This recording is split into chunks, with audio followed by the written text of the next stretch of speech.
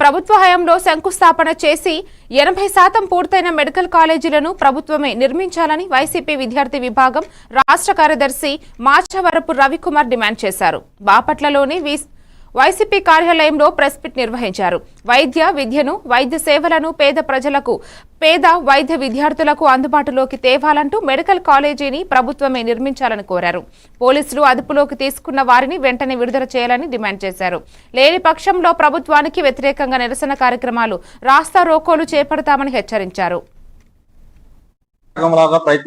ఈరోజు ముఖ్యమైన విషయం ఏంటంటే, మన రాష్ట్రంలో వైద్య కళాశాలను పీపీ విధానం తీసుకొచ్చి ప్రభుత్వం ఒక దొంగ నాటకంలాగా ప్రయత్నిస్తూ ఉంది.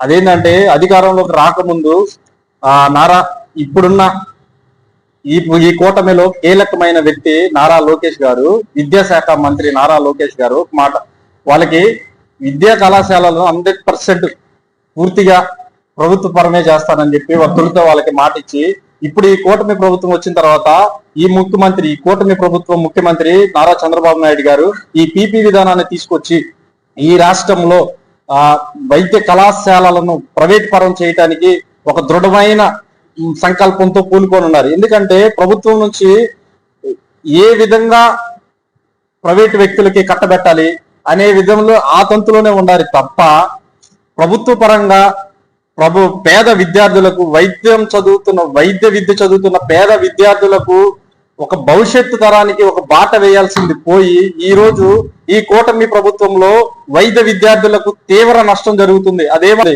పులివెందుల, మార్కాపురం, మదనపల్లి, పాడేరు, ఆదోని కళాశాలలో 750 సీట్లు ప్రారంభించడం సిద్ధంగా ఉన్నా కూడా ప్రభుత్వం నేషనల్ మెడికల్ కమిషనర్ కు ఆ సీట్లు రద్దు చేయాలని లేఖ రాసిందండి. ఎంత సిగ్గుచేటండి.